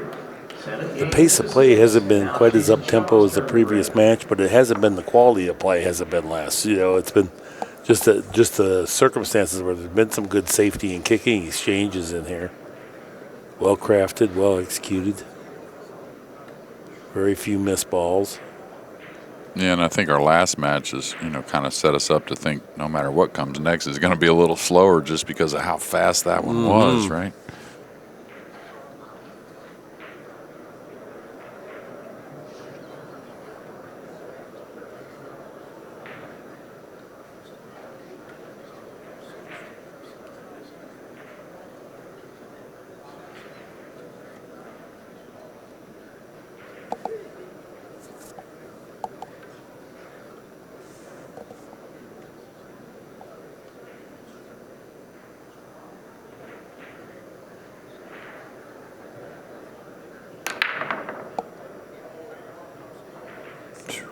One ball. Something else. I guess the two ball's gone too. So. Yeah, the two tracked in quickly. The threes. Not pretty. No, I think he does have a little piece of it, so maybe he doesn't have to push out, even though he may. Anyways, he doesn't like what he's looking at. May go for both. I don't know if he can. I think if he pockets the three or goes close with the three, hits the eight a little thin. Now, can he knock the three around somewhere, trying to use the eight to hold the cue ball for safety? Maybe, I don't know. This is tough. Yeah, there's nothing straightforward about this. He may just go ahead and cut this. Try to cut it in. No, he's looking at hitting it heavy. So I guess he has a little more of it than we thought. Well, I'm wondering if he's thinking about kissing the eight in with low right. A little throw shot on it. He's in a bad spot here. When he's thinking about throwing the eight in, okay, that's only he's defending himself. He's not trying to play the eight. He wants to see where he has to hit it, because you're not going to go naked and just hope to billiard the eight in from here and get a shot. You can't leave a shot like that. Well, maybe he was. Yeah, I guess he did go for it. I don't know if he was trying to concentrate on the three for position. I think he did need to hit it thicker than what he had to get to the eight, correct part of the eight, but I don't know. Maybe the push out there, even though it wasn't ever going to be easy, but possibly the push out was the play. I think if we were to ask him after the match, I think he was trying to play safe there. Yeah, maybe so. Maybe overhit it, trying to get the three in the middle. It was going to be a hard all the way. He had the billiard into both of them. He was trying to hit the right spot and get the right speed, maybe get the three over there on the rail by the six. Okay. He can go forward here as well. That makes pocketing this a little better, so you don't worry too much about the cue ball. You know you're not going to scratch. Just smooth the three in. If you rub the seven, then we'll have to figure out the next one. Rub the seven, then we'll have to figure out the next one. Yeah, the five's pretty playable, though, so I don't think he'll try to stun forward so much. Just ice this ball right here and take a little cut on the five. The six is going to be gettable. Now, he's one of the best there is at that forward stun. He showed us there on the eight ball getting on the nine, and was it last rack or 2 racks ago? He hit it really clean. Might get an inch or two out of this, but I don't think you would force it, because the five, again, is not that tough. Yeah.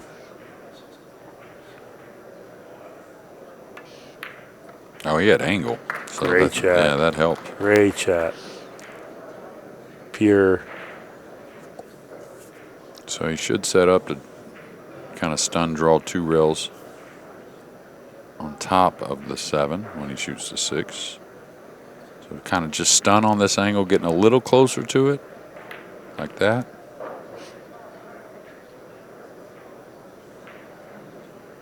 This is the shot I was talking about. Should just be a little draw stroke. Got plenty of room between the 7 and the side to catch this second side rail. Could go inside, but I don't like inside from here. This is one of those shots that, he's got to get the cue ball between the 7 and the side pocket.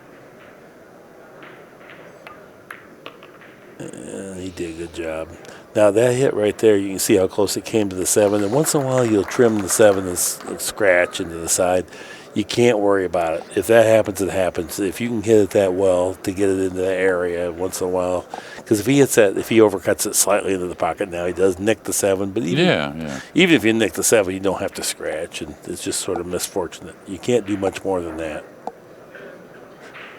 He wants to pinch this back maybe 2-3 inches. Get a little more angle to come across off the 8 for the 9. Now just fall behind it. There's no bad place behind the 9 ball. What chalk are you playing these days? I don't have a particular one. I still have a lot of master at home. There's a chalk that I save a few pieces because I really like it, and I can't get it very often. It's called Magic Chalk. The Russian Magic Chalk? Yeah, and I think it's used in Asia a lot because Aloysius Yap is the one that gave it to me. A couple years ago, he gave me some of it, and I really liked it. Of course, my chalk lasts a long time these days, Mark, because I don't play very often. Yeah. Yeah, this is the one he wanted to stay away from, and he hit the 8 thin. Ugh. This is going to, for what it is, this is pretty tricky. It is. This will be a pretty shot. He may force this in. Could double the rail. Or 3 rails around, forcing it to the left side of the pocket a little bit.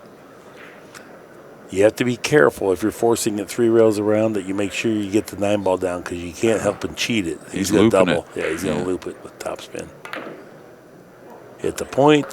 Had the plenty of speed. You got away with it. Thank you very much. He's laughing. Shaw smiles. Did not mean to hit the point like that because it can turn out mighty ugly. Well, he was trying to get the 10 in the other pocket. Right. And he caught the point just right to open up and come across. Had the power for it. Good shot. And now 8-6, I believe, and breaking the balls as well. So FEDOR GORST, a little separation. 8-6. It's a race to 10 here in the Diamond Bigfoot 10-ball challenge this year. That's another reason why he's such a fan favorite. He really enjoys himself out there, even though he's working. And he's steadily putting in the work. Yeah. He just really loves it. It's something to appreciate for sure. You just have to admire him. That is work ethic and discipline and his cheerful disposition. They're all very engaging attributes. I knew I loved the kid right away when he was 16 and he played a match in the 10-ball tournament. He's here. After he won that match, he sat on the sidelines and watched pool on his phone with Max Dudenetz while watching the next 10-ball match. I'm like, okay, that might be my illegitimate kid out there. I hadn't been to Russia, but somehow. Yeah, all those guys. Max, real nice guy. A lot of fun. So, look, he's just a hair off center to the right. Now, let's see. He's not going to keep mishitting it a certain way over and over. So, let's see if he flies it a little off to his left, past the side. I think that's the ticket for him, what he's trying. Hit that one a little more square, but a hair off to the left. Yeah, definitely. But you see how he's getting enough power to make sure he brings the side, takes the sides out of play.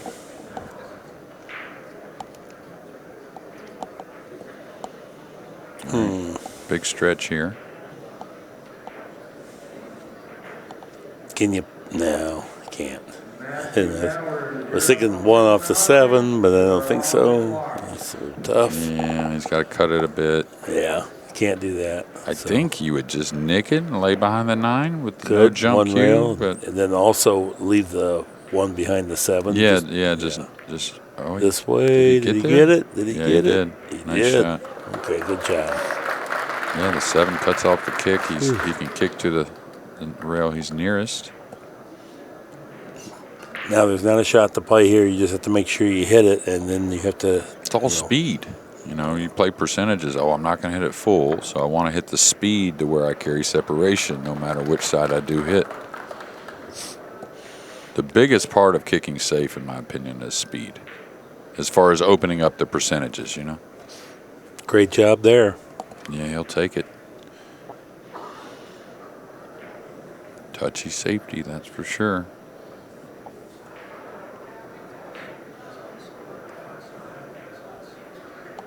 All right.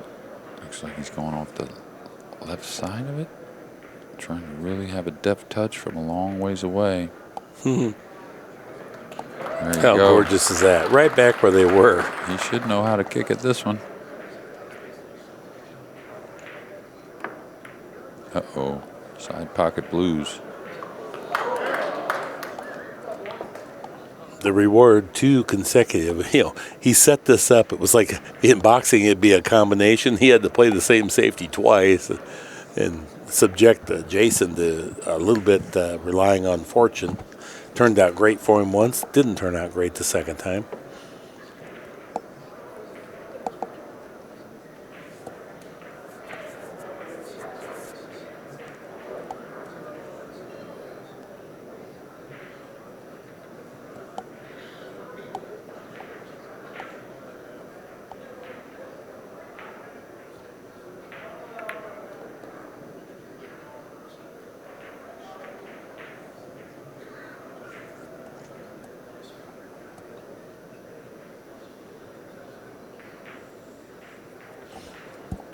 Did you ever know Michael Newman, Jasmine's coach, that used to travel with her? No. You know, I literally have not talked to Jasmine much in my life.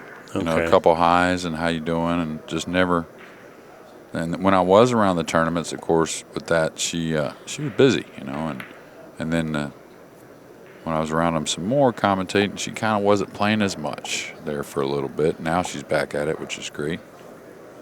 But you were talking more about him, I think.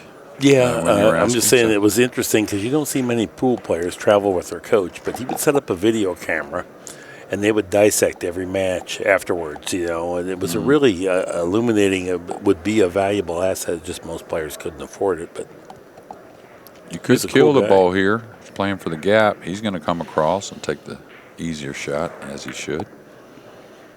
But if the speed's off a little bit, and it's not bad at all. Just a little light stun draw between the 10-6 here.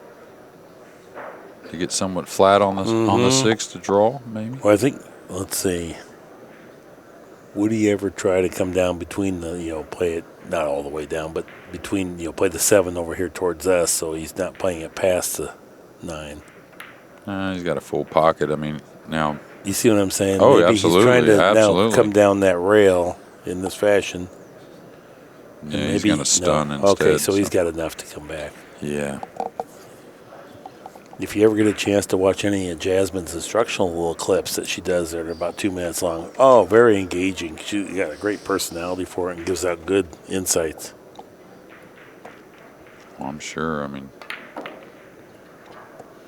her and her brother, so solid. Talking Yeah. about solid, he's really played the end of this match, the entire match, really, both players. But the end, he's picked it up a bit.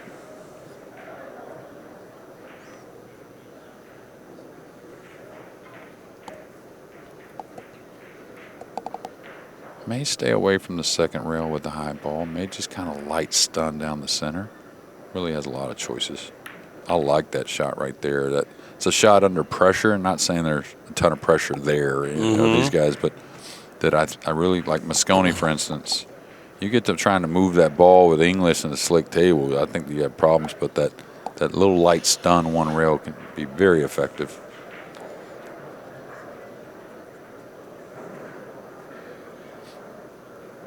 Okay, he's just got to commit to what he's doing here. Make sure you don't shoot in between.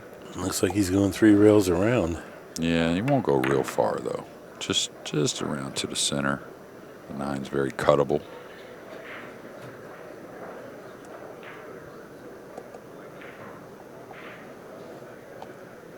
Kind of like just the one rail again instead of forcing the second rail. Yeah. Just use your talent and speed control. And the speed control plays easier when you're going one rail here because of the shorter swing. And he's not forcing it. You know, he's not making it get to that second rail. Now, if it wants to go there and you only have to add a tip of English or half a tip or something, that's different. But yeah, conservative wins because it minimizes your exposure to risk.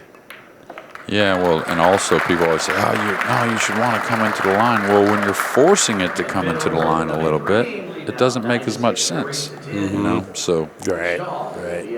You get too hung up in the textbook sure, yeah. minutia, and meanwhile you could have been more consistent just taking what you had.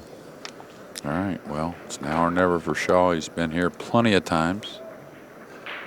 I don't know how many 10-6 deficits he was in through his career in Norfolk there. Yeah, and come back to win. Some of the most amazing matches I've ever seen is when Shaw is behind the top players at 10-6 going to 11. It's like it's a furious flurry of jump banks and length of the table. Just unbelievable. Well, you know, that's why we play them all in sports, right? You got to finish it. Now this is the race to 10. So FEDOR GORST on the hill.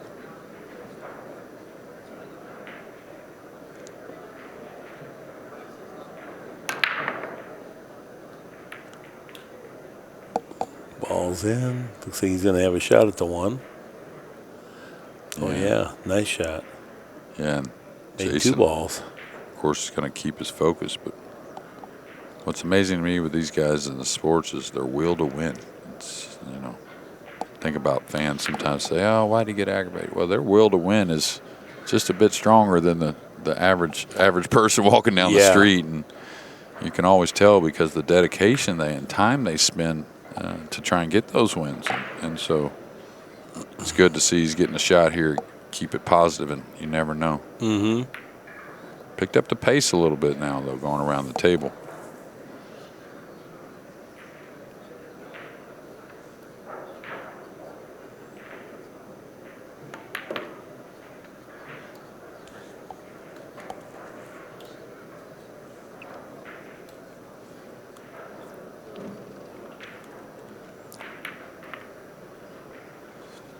Yeah, it's a pretty nice statement rack here of it's not quite over yet there, bud. Yeah, now this one, conversely, from the last, this was natural to get to the second rail. So it makes perfect sense.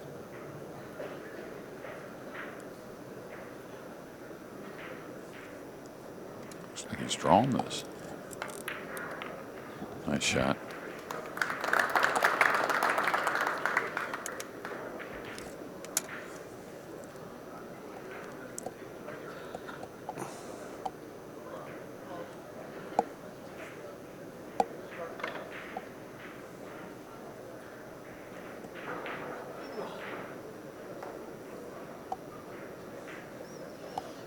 Eagle Eye's going to grab his extension.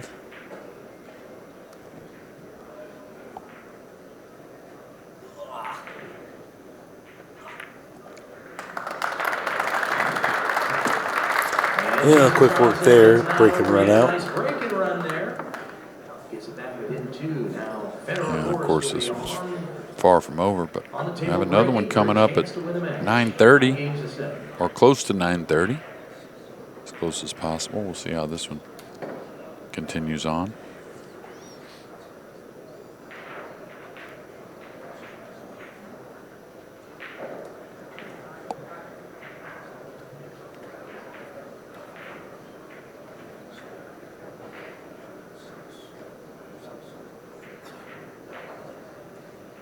I think SVB in second round action of the banks. I can see him on the corner table.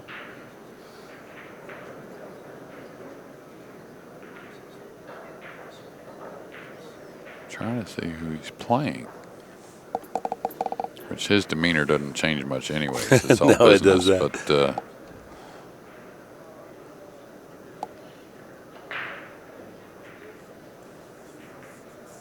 all right, did win the lag, so he's got this break and one more if it gets to hill.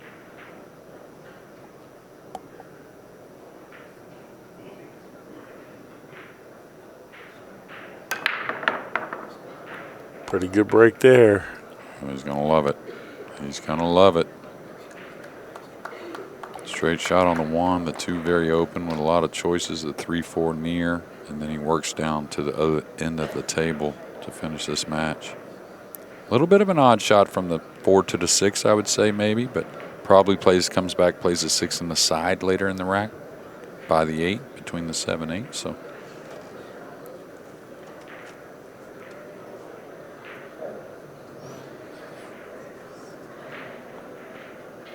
I see Stu Montana right there in his familiar seat. Doesn't like to miss many of these. oh, that guy's timeless. Tell you, looks the same as I met him. I don't know, about 1994, I think, or somewhere around there. Very knowledgeable and clearly loves pool. Yeah, and he gets around. He'll make it to the UK Open in London. He's made that event. Of course, I think he was born in London, so he has a little tie there. He's an American citizen, of course, but just was born there. I think he went to the Moscone this year. Oh, I wouldn't doubt that, yeah.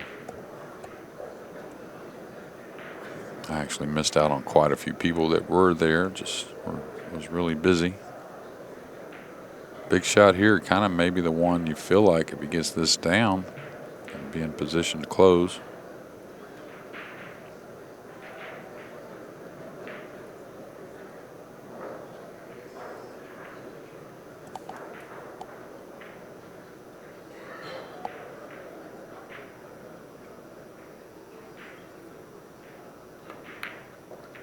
Good hit.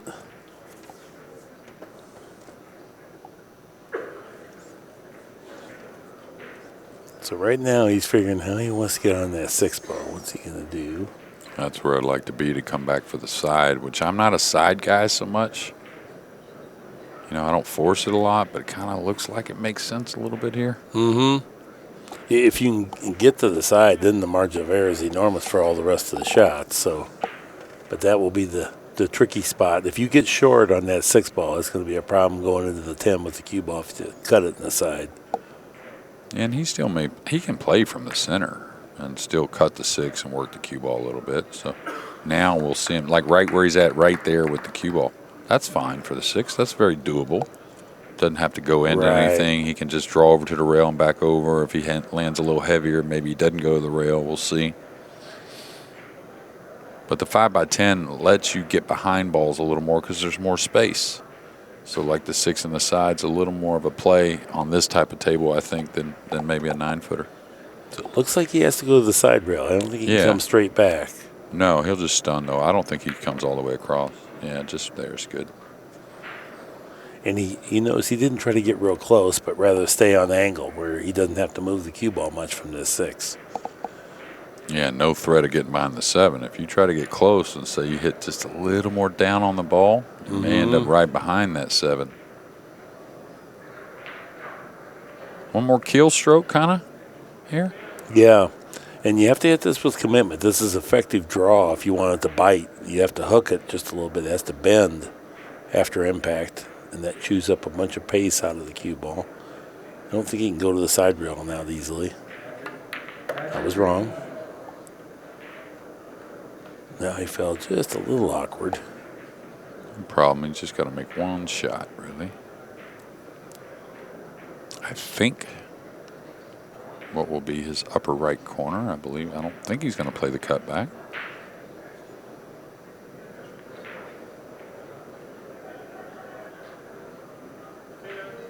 I say this a lot about a lot of shots and not so much so far this year. I'm sure I will, but just don't let up. Don't let up on it. You're going to the rail anyways. Great cueing action from Gorst. And he stayed right down. After he hit the ball, it was 1,001. He didn't move. Well, almost 1,002. And now, okay, he can definitely see the barn. He's just maybe a stop or maybe an inch or 2 out of the cue ball.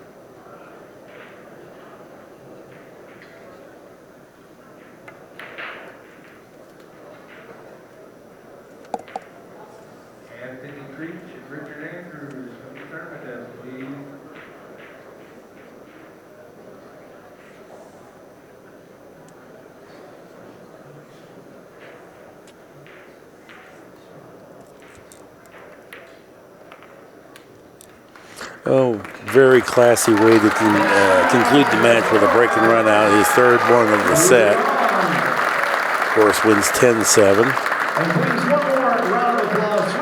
That applause is for both these guys. What a great match here. Yeah, it fulfilled everything we were anticipating with this one. All right, from Jeremy and I, we want to thank you all for joining us tonight. That's our time for this time. Until next time, so long.